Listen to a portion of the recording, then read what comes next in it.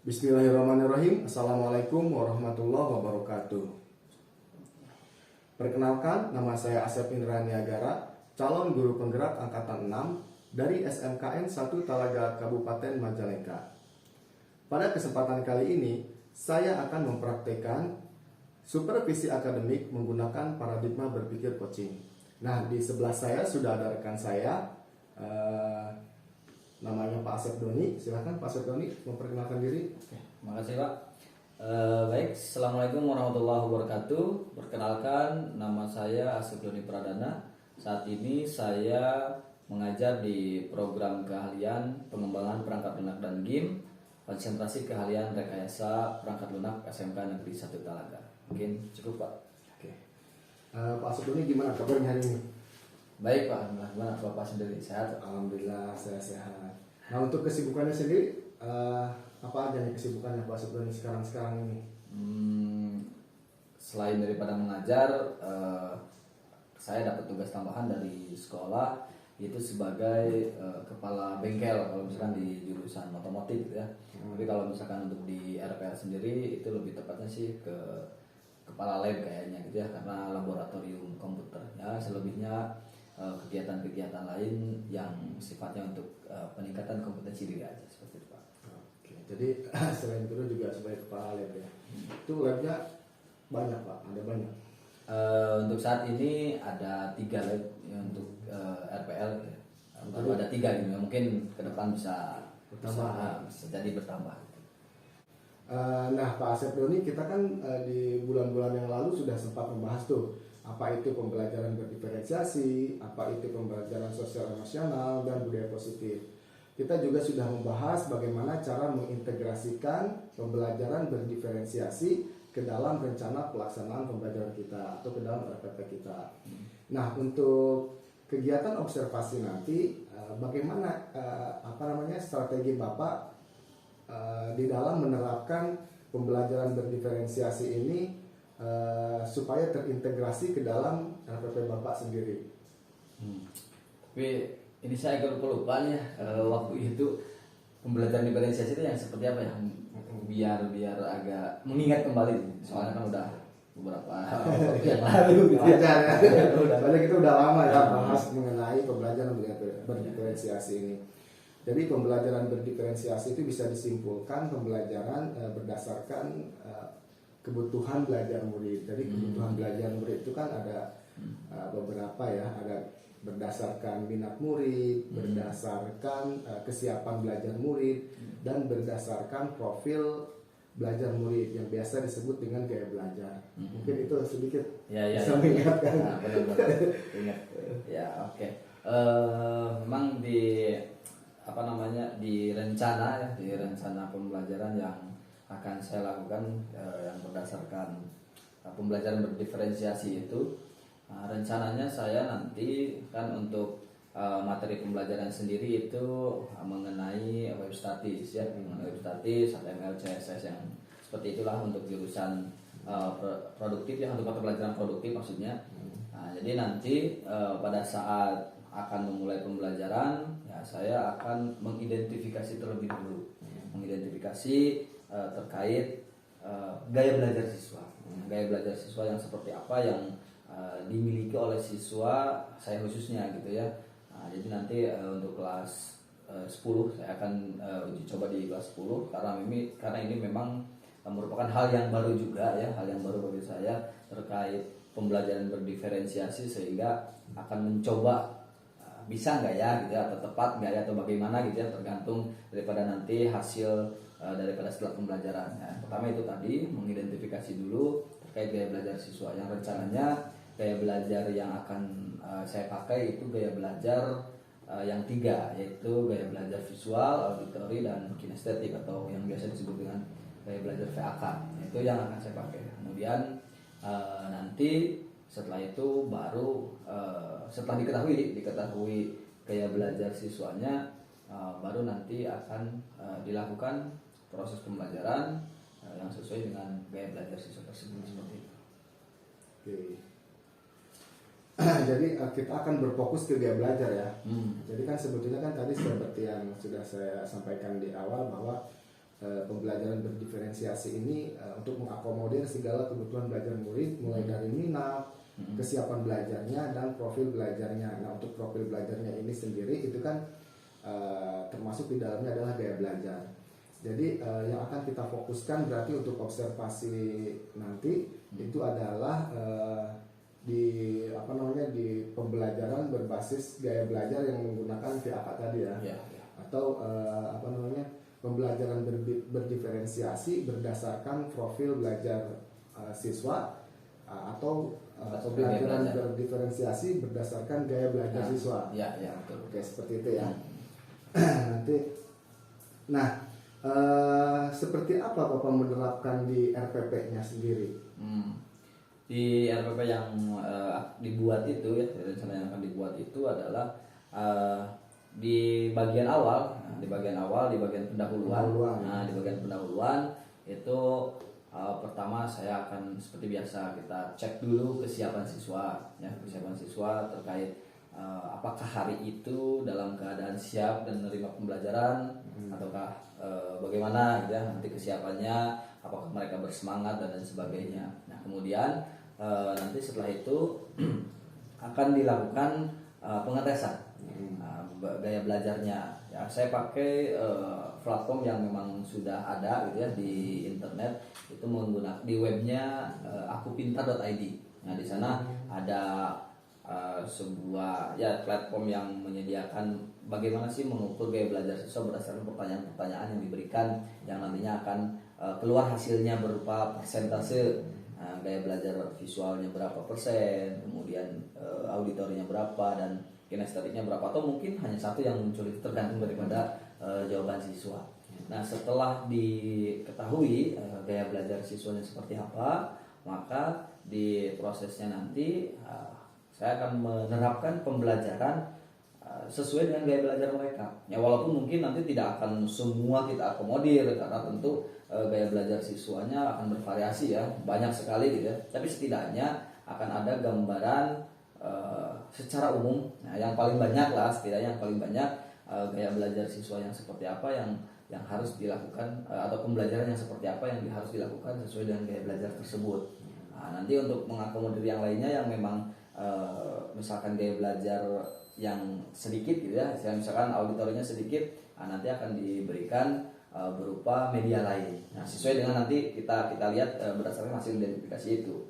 Nah, kemudian nanti setelah itu akan dilakukan atau diberikan sebuah tugas secara berkelompok untuk melatih siswa berkolaborasi, yang nantinya si tugas kelompok tersebut akan dipresentasikan. Nah, dipresentasikan oleh siswa tersebut sesuai dengan kelompoknya dan sesuai dengan model kelompoknya sendiri, itu mau mempresentasikan dalam bentuk apa gitu. Jadi nanti mereka dilatih juga untuk bagaimana sih menentukan model atau media yang harus disampaikan kepada teman-teman yang lainnya atau dipresentasikan, baik itu video mungkin, atau misalkan podcast ataupun bentuk lain. Nah, itu mungkin yang akan dilakukan atau penerapannya nanti pada saat pembelajaran. Oke. Baik, Pak Asep Dani. Jadi kalau bisa saya simpulkan, langkah awal di RPP-nya itu sendiri pada kegiatan pendahuluan, di situ Bapak akan mengidentifikasi gaya belajar siswa menggunakan suatu platform yang sudah ada, itu ada akupintar.id ya. Oke, itu untuk mengidentifikasi. Nanti mungkin si anak akan diarahkan ke beberapa pertanyaan yang harus dijawab oleh si anak, gitu ya. Dan nanti akan muncul hasilnya gaya belajar seperti apa sih yang cocok dengan anak tersebut, gitu ya. Nah, itu di bagian pendahuluan ya. Kemudian tadi juga Bapak menyampaikan bahwa di bagian mungkin di kegiatan inti ya, di kegiatan intinya setelah Bapak mengidentifikasi gaya belajar si anak menggunakan platform Aku Pintar ID tadi kan sudah muncul tuh, maka akan disesuaikan gaya belajarnya sesuai dengan hasil yang didapatkan tadi ya. Namun tadi Bapak sampaikan juga bahwa karena siswanya memang banyak dan tidak mungkin terakomodir semua, jadi karena ini juga baru mungkin ya, jadi secara perlahan-lahan dulu penerapannya, bahwa Bapak akan menerapkan suatu diferensiasi konten atau materi yang akan disampaikannya mulai dari yang paling banyak dulu. Kalau misalnya kalau misalnya gaya belajar anaknya visual mayoritas, ya mungkin dari penyajiannya dalam bentuk video gitu. Ya, seperti itu. Nah, untuk yang mungkin yang sedikit akan dicarikan materi-materi yang lain sesuai dengan gaya belajarnya. Nah, kemudian tadi juga Bapak menyampaikan bahwa untuk penugasannya sendiri untuk penugasannya sendiri Bapak akan membagi siswa menjadi beberapa kelompok kecil, dan di mana nanti untuk tugasnya sendiri itu akan diserahkan kepada siswa sesuai dengan gaya belajarnya. Nah, masalahnya kan di sini kan ini ada beberapa kelompok siswa nih ya. Nah, otomatis kan mereka juga kemungkinan itu kan heterogen berarti ya. Iya. Nah, berarti kan ada yang di dalam kelompok itu kan nanti ada yang mungkin ada yang visual, ada yang auditori, ada yang kinestetik. Nah, itu bagaimana nanti untuk diferensiasi produknya atau produk yang dihasilkannya? Apakah harus ketiga-tiga itu ada atau gimana? Oh, kalau seperti itu nggak harus ketiga gaya belajar itu ada, enggak. Jadi kalau misalkan memang kebetulan si kelompoknya bervariasi tersebut, nah, maka mereka silakan tentukan sendiri. Kemampuan mereka, bagaimana caranya mereka bermusyawarah, berkolaborasi dengan teman-temannya untuk menentukan satu jenis media yang akan dipresentasikan. Nah, kalau misalkan banyak gaya belajar, ternyata mereka mempunyai kesepakatan bersama mau seperti visual saja misalkan, yaitu dibebaskan. Yang terpenting di sana selain daripada saya mengharapkan siswa dapat berkolaborasi, siswa juga dapat melatih bagaimana caranya untuk menentukan atau membuat sebuah keputusan, sehingga nantinya itu menjadi kesepakatan bersama dan menjadi hal positif bagi mereka juga gitu, bahwa ternyata dengan adanya kolaborasi kita ini berbeda-beda, nanti dapat satu hal yang memang itu hasil kesepakatan mereka, seperti itu. Mantap sekali ini Pak Asep Doni. Oke, jadi tadi kan antara kelompoknya itu kan mungkin dari 3 sampai 5 ya. Kemungkinan besar ada terjadi perbedaan gaya belajar ya. Bisa jadi ada tiga-tiganya di situ ya. Bisa jadi ya. Tapi memang tadi diserahkan kembali kepada siswa bagaimana mereka bermusyawarah untuk menentukan produk seperti apa nanti yang akan ditampilkannya atau yang akan disajikannya. Apakah mungkin akan mengambil visual saja, ataukah mungkin akan secara kinestetik didemonstrasikan gitu ya, atau secara auditori. Nah, baik Pak Asep ini. Nah, sebetulnya ini sudah sedikit tersinggung sama Pak Asep Doni sendiri pada saat tadi menjelaskan ya. Cuma mungkin dari segi bahasanya mungkin Pak Asep Doni sedikit lupa. Jadi sebetulnya sudah tersinggung sedikit sih kayak untuk kompetensi sosial emosional. Nah, untuk penerapan kompetensi sosial emosional ini sendiri bagaimana diterapkan di RTP-nya? Di bagian mana saja? Untuk sosial emosional ya, yang pertama kan di bagian di bagian awal tadi ya, di bagian pendahuluan. Nah, itu kan ditanya terkait kesiapan mereka, motivasi mereka ya. Nah, kemudian juga di bagian intinya atau di bagian pada saat mereka sedang bekerja kelompok itu bagaimana cara mereka dapat menerima keputusan bersama ya, hasil daripada diskusi mereka menentukan sebuah produknya seperti apa gitu ya. Nah, kemudian juga nanti di bagian akhir juga pada saat penutup, setelah beres pembelajaran atau selesai pembelajaran, biasanya karena kita sudah punya aturan yang memang sudah disepakati di kesepakatan kelas. Kesepakatan kelas namanya. Di lab itu ya, kebetulan kan praktik, jadi di lab terus ya penggunaannya. Nah, kesepakatan kelasnya bahwa setiap siapapun ya yang sudah menggunakan lab, maka tidak boleh ada sampah ya. Minimalnya sampah permen atau apalah, pokoknya sampah apapun tidak boleh ada yang tersisa di dalam lab tersebut. Selain itu juga kebersihan dan kerapihan lab yang tadinya rapi dan bersih sebelum siswa datang, keluar dari lab pun harus seperti itu, harus dengan kondisi yang memang benar-benar steril sesuai dengan keadaan sebelumnya. Dan memang itu sudah disepakati oleh semua siswa ya, semua siswa di kelas itu salah satunya. Jadi untuk budaya positif ini sudah berjalan ya, kesepakatan kelas. Sudah. Kalau sekarang sih yang saya tahu itu namanya sekarang keyakinan kelas gitu, budaya positif seperti itu. Jadi bukan lagi aturan. Kalau aturan kan lebih cenderung dibuat oleh kita sebagai guru dan harus ditaati oleh siswa gitu ya. Kalau keyakinan sendiri itu lebih mencerminkan si anak itu sadar sendiri untuk melakukan hal itu gitu. Nah, tadi sedikit Pak Asep tadi juga sudah menyinggung terkait dengan kompetensi sosial emosional di antaranya kesadaran diri. Nah, itu tadi di awal bahwa Pak Asep ini akan menanya kabar seperti ya. Nah, lalu bagaimana ada nggak kompetensi yang lain nih, kayak misalnya pengelolaan diri, misalnya anak mulai jenuh atau mulai bosan, seperti apa nih ketika mungkin masih ingat. Untuk mengatasi hal tersebut ya, kebetulan kan kalau jam produktif panjang ya, jam produktif memang panjang.